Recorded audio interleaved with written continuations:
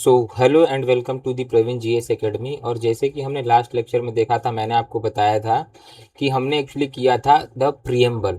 तो प्रियम्बल में हमने काफ़ी चीज़ समझी थी कि प्रियम्बल क्या होता है, प्रियम्बल क्यों इंपॉर्टेंट है, माइंड्स ऑफ मेकर क्या होता है, वो सारी चीज़ें हमने देख ली थी। और प्रियम्बल हमने काफ़ी चीज़ें समझी थी कि भाई प्रियम्बल क्या है और कैसे है।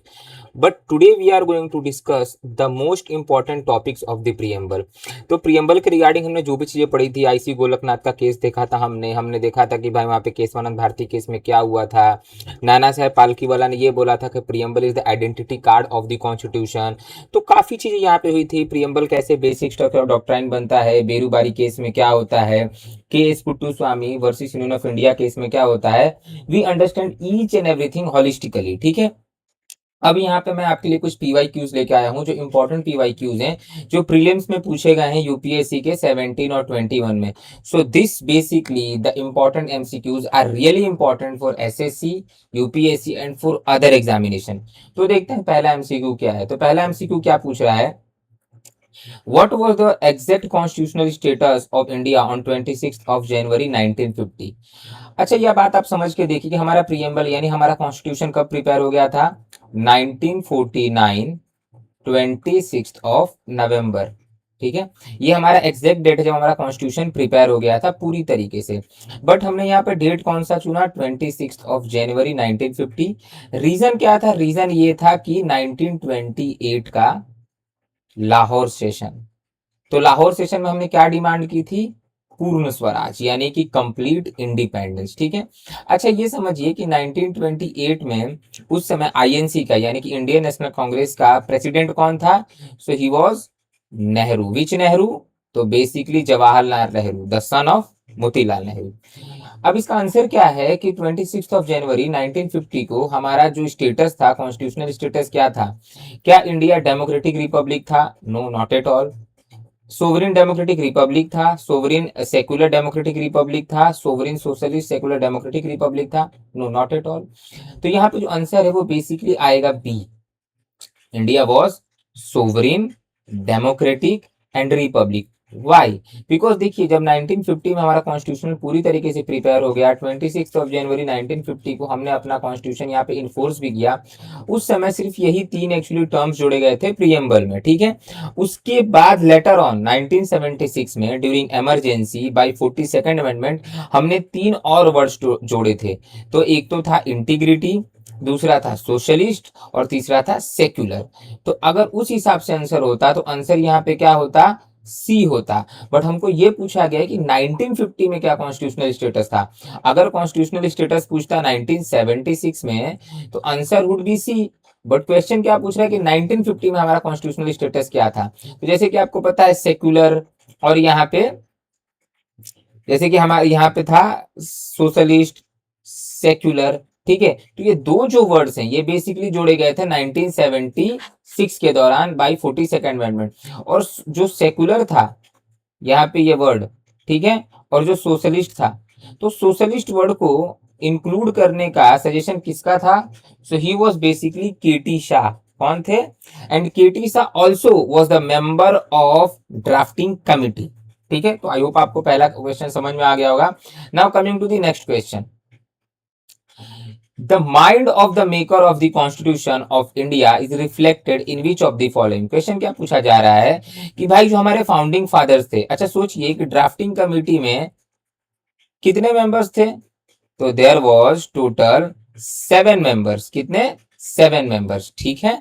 और उसका हेड कौन थे, तो उसके हेड थे कौन, B R Ambedkar. So B R Ambedkar was the head of the which, drafting committee. अब पूछा ही जा रहा है कि जो हमारे फाउंडिंग फादर्स थे उनका जो माइंड है यानी उनकी जो सोच है वो कहाँ पे दिखती है। तो वो दिखती है बेसिकली प्रियम्बल में, द प्रियम्बल, ठीक है। और इस प्रियम्बल को कैसे लिया गया था, बाय ऑब्जेक्टिव रिजोल्यूशन। जैसे कि मैंने आपको बताया था ना कि प्रियम्बल क्या था, तो प्रियम्बल आपका ब्लूप्रिंट हो जाता है ऑफ द कॉन्स्टिट्यूशन। प्रियम्बल आपका समरी है, preamble is identity card has per given, we can say given by Nani Saheb Palkhivala. So preamble will be the right answer. Fundamental rights, fundamental rights different. हमको पता है कि fundamental rights जो है basically मौलिक अधिकार है। कितने फंडामेंटल राइट्स थे इनिशियली, तो इनिशियली दिस थे 7 फंडामेंटल राइट्स। बाद में यहाँ पे क्या हुआ कि 1976 में, सॉरी 1978 में कितने फंडामेंटल राइट्स बचे? सो 6 फंडामेंटल राइट्स बचे। क्योंकि एक जो फंडामेंटल राइट है, राइट टू प्रॉपर्टी, उसको बेसिकली क्या बना दिया गया? लीगल राइट्स बना दिया गया। कौन सा राइट्स बना दिया गया? लीगल राइट बना दिया। आर्टिकल 300 में आपको दिया गया है। और ये किया गया था बाय 44th अमेंडमेंट। किसके गवर्नमेंट में? सो द गवर्नमेंट किसका था? मोरारजी देसाई। बिकॉज आपको पता है कि 1977 में न्यू गवर्नमेंट फॉर्म हुई थी जिसका नाम था समता दल। क्या नाम था? समता दल। और एक और बात याद रखिएगा कि 1977 में जब समता दल बनती है, उसके जो प्राइम मिनिस्टर होते हैं, he was basically Morarji Desai. Morarji Desai was the oldest serving prime minister of India. मतलब 82 साल की उम्र में वो प्राइम मिनिस्टर बने थे। And he was the only prime minister, वो इकलौते ऐसे प्राइम मिनिस्टर थे जिनको पाकिस्तान का हाईएस्ट गैलेंट्री अवार्ड मिला था। इट वॉज निशाने पाकिस्तान। देन हमारे पास है डीपीएसपी, ये सब ऑलरेडी था। Then fundamental duties. तो याद रखिएगा कि जो फंडामेंटल ड्यूटीज है ना, ये भी बेसिकली 42nd अमेंडमेंट द्वारा ही जोड़ा गया था हमारे कॉन्स्टिट्यूशन में। और किसके सजेशन थे? तो suggestion given by Swaran Singh committee. कौन सी कमेटी? स्वरण सिंह कमेटी, याद रखिएगा। ठीक है, now coming to the next question. इसका आंसर है A. Last question is which of the following objective is not mentioned in the preamble of constitution? Liberty of thought, yes. Liberty of expression, yes. Liberty of belief, yes. But यहाँ पे जो important है वो ये है कि यहाँ पे कौन सा है जो नहीं दिया गया है? तो it was given economic liberty. So we the people of India having solemn oath to constitute India into sovereign, secular, socialist, democratic and republic, to give all its people justice, liberty, fraternity, equality, सारी चीजें हमको दी गई थी। But यहाँ पे और हमारे में क्या लिखा गया था? Liberty of thought, expression, belief, faith and worship. ये अम्बेडकर ने ऑलरेडी प्रीएम्बल में डाल दिया था। But there was no mention of economic liberty. अच्छा, एक और आपको पॉइंट यहाँ बता देता हूं कि ये जो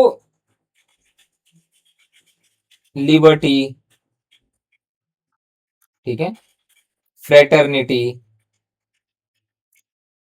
एंड इक्वलिटी, ये हमने कहां से लिया है?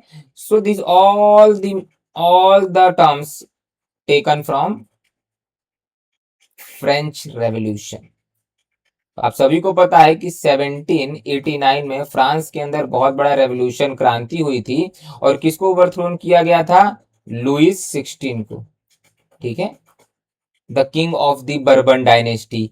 ठीक है, उसके बाद फ्रांस जो है रिपब्लिक हुआ। Then lots of things were there. तो फाइनली हमारे कॉन्स्टिट्यूशन में क्या नहीं दिया गया है? इकोनॉमिक लिबर्टी नहीं दिया गया है। बाकी लिबर्टी, फ्रेटर्निटी, इक्वालिटी, ये सभी हमने कहां से लिए हैं? So this all the terms borrowed from the French revolution.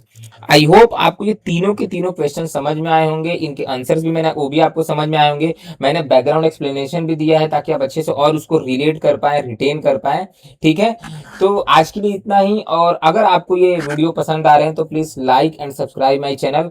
किसी भी तरह का आपको डाउट है तो please mention in comment box. I will definitely take the questions. ठीक है, so thank you so much for today. हम मिलेंगे नेक्स्ट वीडियो में। Thank you so much.